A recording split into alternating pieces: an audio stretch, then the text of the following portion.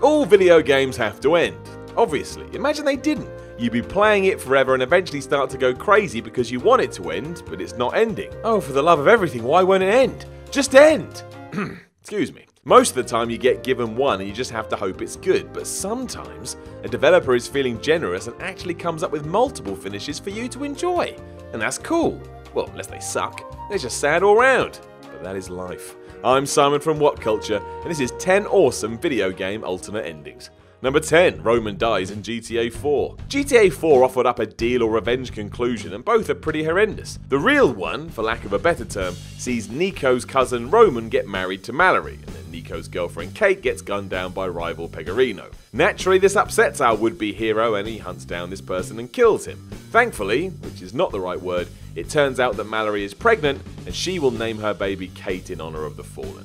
If you deal, however, an assassin murders Roman instead after the wedding, which still does result in Nico getting well mad and going off to kill people. There's still somewhat of a nice finish as the trio who are still alive come together to protect the unborn child, but it's still kind of awesome to see Roman get killed. That's what you get for all those phone calls, you asshole. Number 9, MERYL dies in Metal Gear Solid. Trust Hideo Kojima to come up with something utterly different. That's kind of what he does. All dependent on whether or not you give in to Revolver Ocelot's torture after being captured. If you manage to withstand this by mashing the circle button like a crazy person, MERYL and Snake ride off together with the player, and that's you, getting infinite ammo if you want to go through it again. It's lovely. If you succumb to the beating, however, MERYL is found dead at the end of the game with Ocelot and Snake stomping off instead. You also learn that MERYL was actually Colonel Campbell's daughter and not his niece, and you get some stealth camouflage. This is really cool though, as you still get rewarded no matter what happens, and while MERYL surviving is part of Metal Gear's canon, still really smart on Kojima's behalf to offer this up.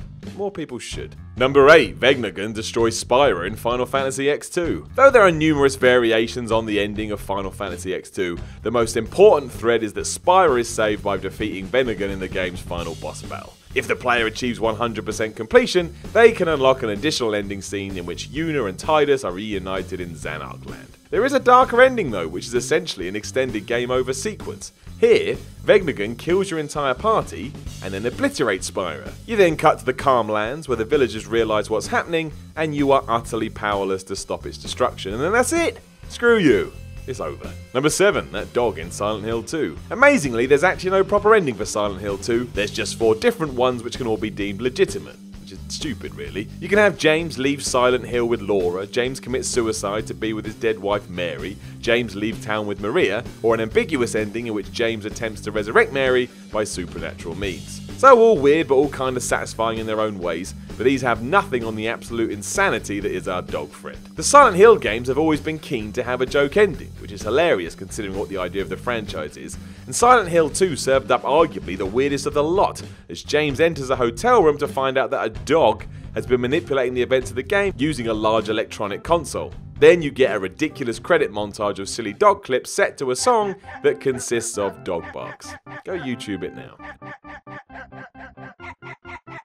Number 6, Abe dies in Abe's Odyssey. If Abe manages to save at least 50 of his Meducan buddies, then the evil Glucon Moloch is killed by a bolt of lightning and Abe is saved by Big Face and then teleported to a land where all the Meducans he saved are waiting in worship. If that doesn't sum up how stupid video games are, then I don't know what does. I mean, some of the names there.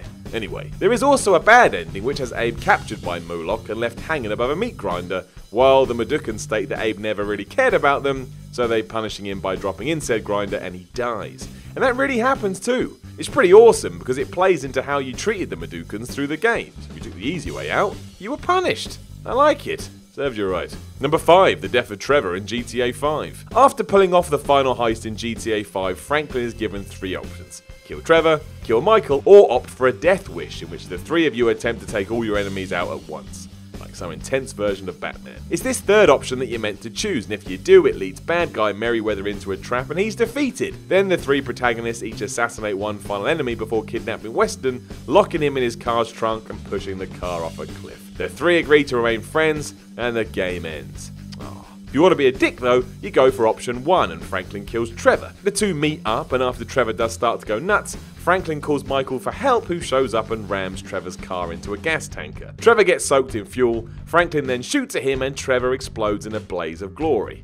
Amazingly, after witnessing that, Michael and Franklin then stay friends. so just pick option 3. Number 4, the hidden happy ending in Far Cry 4. We don't even need to talk about the real ending here because you already know the deal. Everyone wins apart from the bad guys. Video games! Is what Ubisoft introduced right at the start that's awesome. At the beginning, villain pagan Min throws the player in a room and tells them to stay put. Being a game, you're not meant to, but you can if you want. Do so for around 15 minutes, and Min returns and just invites you to complete the current mission. And when you do, that's it. The game ends and you didn't bother to save the world, and you have indeed let evil reign supreme. Naturally, this is where you're meant to restart the game and do it properly, but the fact you can do this is just great.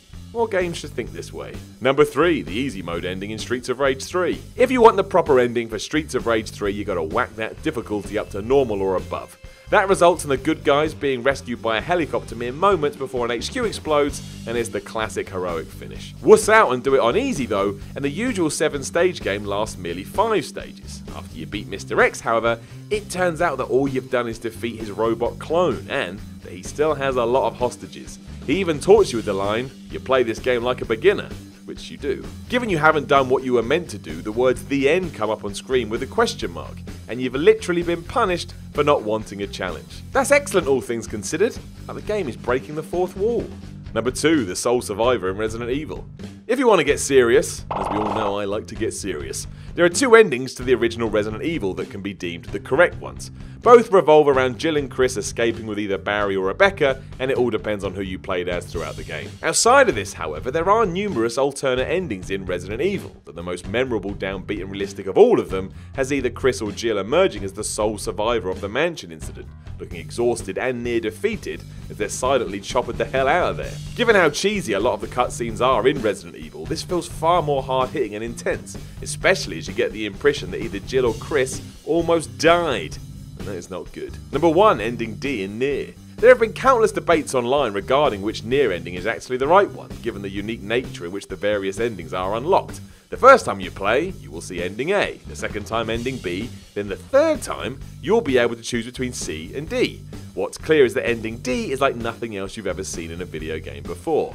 Why? Well, ending D results in NIER sacrificing himself to save a suffering Kane, having his presence permanently erased from the mind of anyone who ever knew him, and that includes the player's game save being erased as if it never happened. If that didn't annoy you, if you then try and start a new game, you can't use the name you previously did. If you ever want to try and tie in fake choices into a player's real life, well, that's pretty much the perfect way to do it.